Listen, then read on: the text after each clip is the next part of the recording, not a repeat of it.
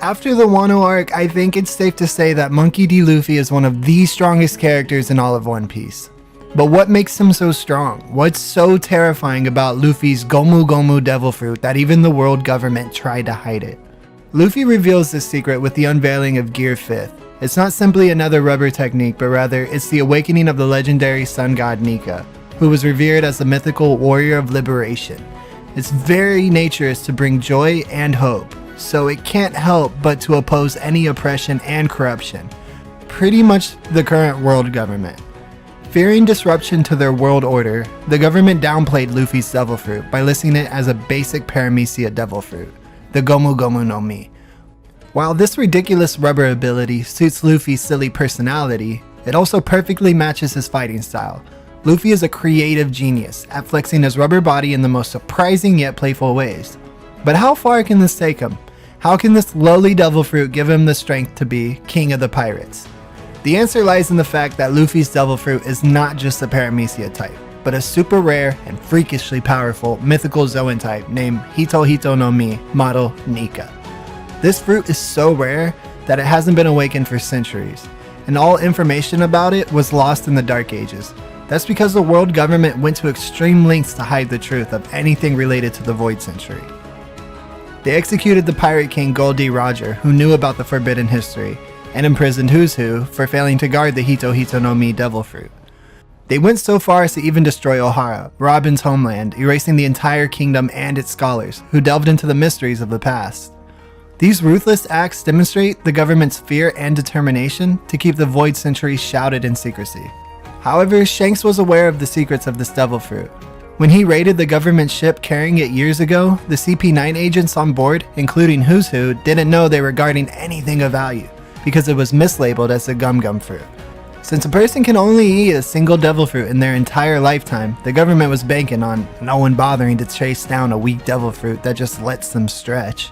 But the true power of a mythical Zoan devil fruit appears only after the user breaks past the restriction of their base level. These fruits are said to have a will of their own, and awakening them unleashes their dormant ability to transform into legendary creatures. Kaido's Dragon Devil Fruit and Marco's Phoenix Devil Fruit are examples of these mythical Zoan type devil fruits. But what's the mythical creature associated with the Hito Hito no Mi model Nika?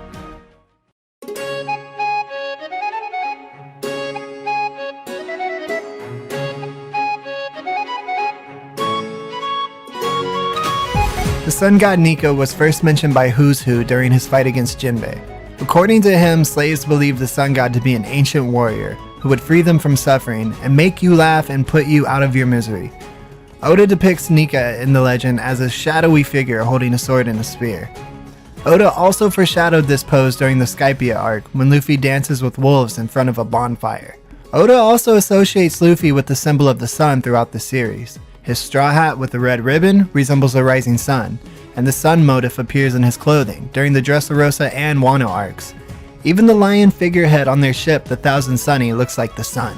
The connection with the sun god comes full circle in the climatic battle on Onigashima. This happens after Kaido unleashes a devastating Thunder Bagua. The impact of this attack is so immense that it knocks Luffy out. However, this becomes the catalyst for Luffy's limit break. As he slips unconscious, Advanced Conqueror's Haki surges through his body, and his heart begins to beat in a sing-song rhythm.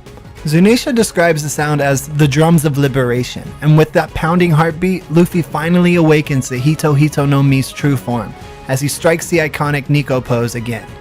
With the power of Sun God Nika, Luffy undergoes a breathtaking transformation, surrounded by a golden aura. Upon hearing Luffy's heartbeat, Zunisha proclaims that Joy Boy had returned, and suggests Joy Boy also had the same distinctive heartbeat.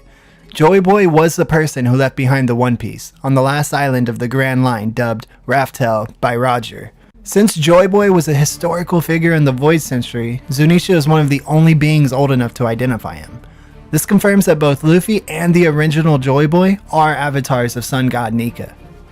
Joy Boy also left historical clues in the form of poneglyphs, which only Odin and Robin could decipher. According to them, Joy Boy promised to return around 800 years after the Void Century to fulfill his promise to the Fishman Island. Luffy unwittingly becomes this long-awaited messiah figure when he blazes through each arc like a wrecking ball. He becomes a symbol of freedom and brings hope to every good-natured person he encounters. This is seen as recently in Wano when he allies with the Kozuki samurai to overthrow the oppressive rule of Orochi and Kaido. And Luffy's MO traces all the way back to Arlong Park, when he freed Kokoyashi village from the Sun Pirates' protection racket. Luffy expands his territory with each kingdom he saves. This includes the Sakura Kingdom, Alabasta, Skypiea, Ryugu Kingdom, Dressrosa, Tontada Kingdom, Zou, and Wano. Mihawk astutely observed that Luffy's true power might lie not in his immense physical strength, haki, or devil fruit ability, but rather in his charisma and uncanny knack for forging powerful alliances, even partnering with former enemies like Hachi, Crocodile, Nico Robin, and many more when they were down on their luck. His reckless and undaunting resolve carries forth hope all across the Grand Line. Luffy's unwavering desire for freedom and adventure makes him the perfect vessel for the Sun God, and as the second coming of Joy Boy. Speaking of Luffy's will to be free, just look at how he moves. His Devil Fruit ability lets him freely contort his body as he pleases. The Gorosei claim this fruit to be the most ridiculous power in the world, and in combat it is supposedly only limited by the user's imagination, putting smiles on faces far and wide. It is the embodiment of the warrior of liberation. As an undisciplined brawler type, Luffy's style of fighting is to do whatever crazy idea comes to mind. So he'd create dozens of absurd situational techniques to get the job done. But as he gained more combat experience, he increasingly relied on his proven gear techniques to give him a status buff. Gear Second improves his speed and power by pumping more blood and oxygen through his rubber organs and blood vessels. Gear Third massively inflates the size of his arm or leg by blowing into them. This gives him more strength at the expense of speed. Gear Fourth enhances his overall speed, power, and durability by using haki. Now, Gear Fifth goes beyond infusing haki around his body.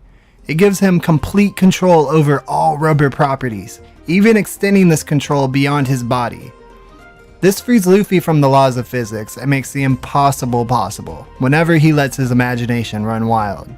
Oda's inspiration for Gear 5th came from the cartoon physics of Tom and Jerry.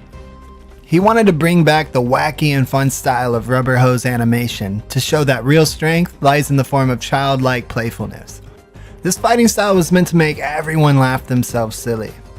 When Kaido swings his Thunder Bagu into Luffy's head, it distorts his face and leaves an imprint of the Spike Club. This visual gag deflates the violent impact. By embracing this ridiculously cartoonish power, Luffy can literally do anything he sets his mind to, like becoming the Pirate King. The rubber nature affords him the flexibility to reshape everything around him. As he leans into the abstract concept of rubber, Luffy produces more and more varieties of rubberized weapons for his arsenal. Tapping into boundless imagination, he continues to draw up new techniques with childlike creativity for Gear 5th.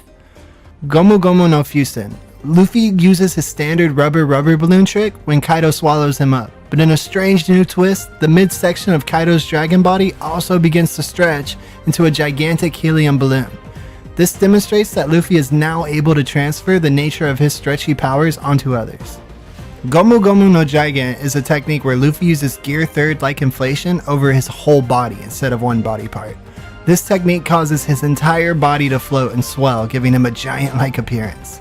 Gomu Gomu no Bajrangan. Inspired by the Hindu monkey god Hanuman, Luffy inflates his fist to the size of Onigashima and envelops it with advanced Conqueror's Haki and Armament Haki.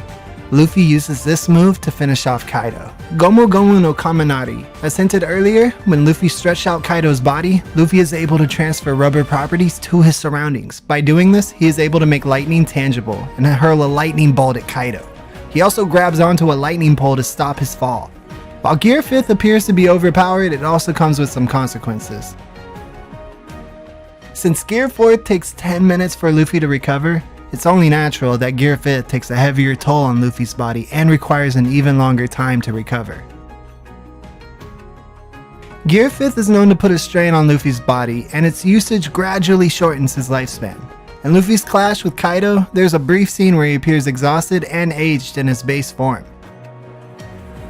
Oda establishes a pattern that shows age as a factor when it comes to power scales. For example, older characters such as Garp and Rayleigh were even more powerful in their prime, if you can believe it. So age will catch up with Luffy one day too. These side effects will be problematic against tougher enemies down the road, such as Blackbeard, but there is still room for improvement and many more surprises before Luffy reaches the end of the line. The reveal of Gear 5th and Sun God Nika is a momentous event that signals the beginning of the end. Luffy is finally nearing his goal of becoming the Pirate King and finding the One Piece. To celebrate the occasion, many renowned animators made room in their busy schedules to lend their skills to the episodes leading up to Luffy's climatic battle with Kaido. Their exceptional talent brought forth jaw-dropping Sakuga, with Yamato facing Kaido, Sanji taking on Queen, Zoro soloing King, and Kid and Law teaming up against Big Mom. These fights ramp up the excitement and deliver on the hype, to show the Straw Hats in all their glory. Once they prove Whitebeard's dying words that the One Piece is real, the mystery of the Void Century will be revealed, and there will no longer be an age when people are left in the dark about the secret of One Piece.